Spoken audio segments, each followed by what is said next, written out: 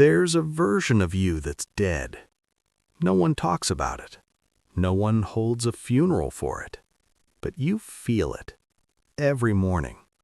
That version of you, the one with the fire, the one with the crazy dream, the one who swore they'd never end up here, they died. And the worst part? You're the one who killed them.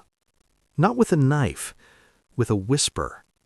A whisper you heard so many times you started to believe it was wisdom. Be realistic. Who do you think you are? It's too late. This isn't a speech about motivation. This is an autopsy. We're going to find out exactly when and how you buried yourself alive. And then, we're going to see if there's anything left to dig up. The silent battle. Look at your life right now. You're breathing. You're functioning. Maybe you're even successful by the standards of people who don't know you, but you know the truth. There's a heaviness behind your eyes, a weight on your chest that you've stopped trying to name. You told yourself it was just stress. You told yourself it was just a phase. You told yourself just one more year, just get through this year and then I'll go after it. But a year came and went, and the dream got quieter. Because here's the psychological trap.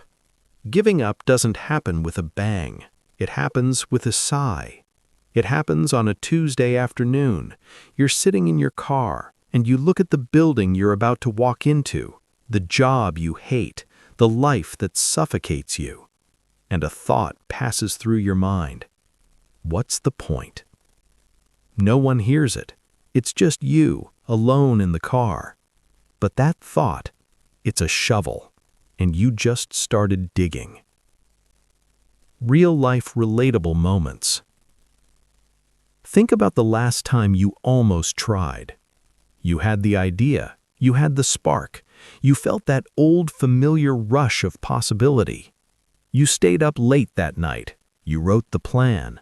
You told yourself, tomorrow everything changes. But then morning came, and the alarm went off, and the light was different. The fear was back, and the voice returned. Wait, let me just check my phone. Let me just wait until I have more money. Let me just wait until I feel ready. You spent the whole day getting ready to be ready. You consumed content. You watched others do it. You studied the map while standing at the starting line until the sun went down. And then you looked in the mirror and you said it. The 3 words that seal the tomb. Maybe next time. But next time never comes. Because next time is just a lie we tell ourselves to escape the pain of this moment. You're not waiting for the right time. You're waiting for permission. Permission from a world that will never give it to you. Permission from a past version of yourself who is already dead. The emotional buildup. I want you to feel something right now. I want you to feel the weight of your own silence. How many years have you spent pretending you're okay with the life you have? How many conversations have you smiled through while inside you were screaming? How many times have you looked at someone who is living your dream and felt that ugly, familiar twist in your stomach? That's not jealousy. That's grief. That's you mourning the life you were too scared to live. You told yourself you were being humble. You told yourself you were being patient. You told yourself you were being smart. But you weren't. You were being a coward. And that's the word that's been sitting in your chest, isn't it? That's the truth you won't let yourself speak. Coward. You're afraid of failing, so you choose to fail slowly. You're afraid of looking stupid, so you choose to look invisible. You're afraid of being broke, so you choose to be broken. But here's the lie you have to stop telling yourself. You think you're protecting yourself from pain, but you're not. You're just trading the pain of discipline for the pain of regret. And regret doesn't go away. Regret doesn't fade with age. Regret is the ghost that sits at the dinner table with you for the rest of your life. The turning point realization. Stop. Just stop for a second. What if I told you the person you were waiting for, the person who was going to save you, they're already gone? The ready version of you doesn't exist. They never did. You've been waiting for a hallucination. The only version of you that exists is the one who is scared, the one who is uncertain, the one who is unqualified, the one who is tired. And that version of you, they are all you have. This is the moment, the psychological shift. You don't need to find motivation. You need to make a decision so violent, so absolute, that it shatters every excuse you've been hiding behind. The word decision comes from the Latin decidere, which means to cut off.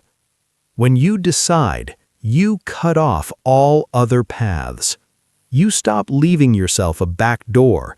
You stop keeping Plan B on life support. Because here's the truth no one tells you. Plan B doesn't make you safe. Plan B is the anchor that keeps Plan A from ever leaving the harbor. You have to burn the ships. The strong lesson/mindset shift. So what does that look like? What does it mean to truly, psychologically, never give up? It doesn't mean you don't feel pain. It doesn't mean you don't want to quit. It means you stop asking yourself, do I feel like doing this? That question is poison, because the answer will always be no. You will never feel like doing the hard thing. Your brain is wired to keep you safe, not to make you great. It will always choose the couch. It will always choose the comfort. It will always choose the familiar misery over the unfamiliar possibility. So you have to stop negotiating with yourself. You have to treat your excuses like a liar, because they are. Every excuse you have is a well-crafted lie designed to protect an ego that's already dying of starvation. The mindset shift is this.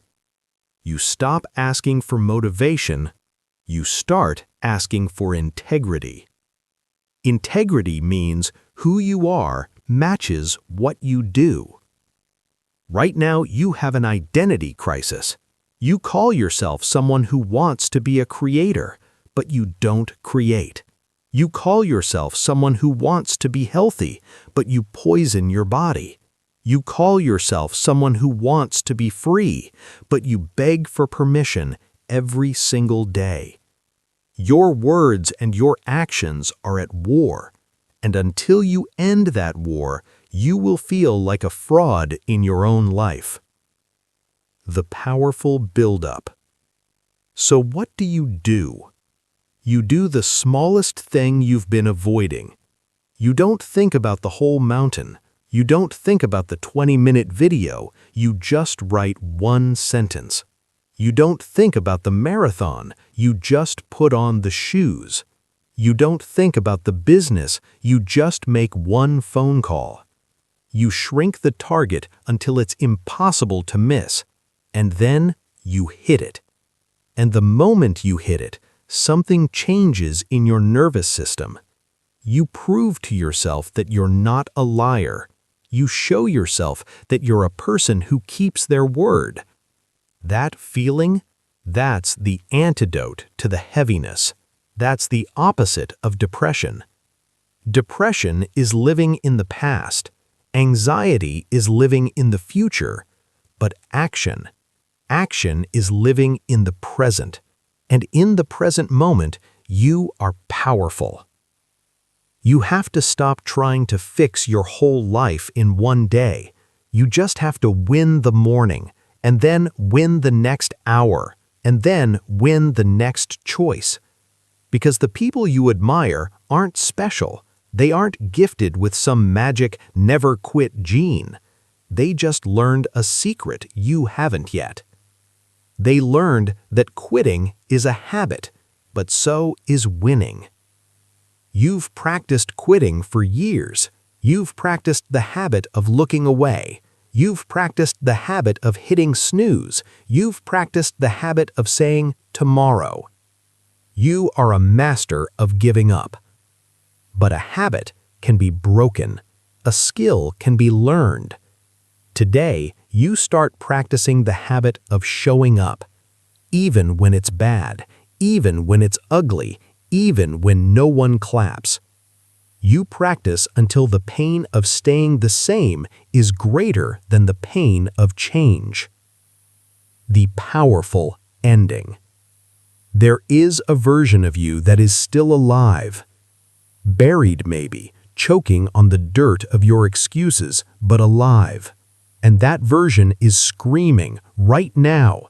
They are screaming for you to stop lying, to stop pretending, to stop waiting for a sign.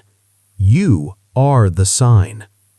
The funeral for who you were supposed to be, it doesn't have to be today.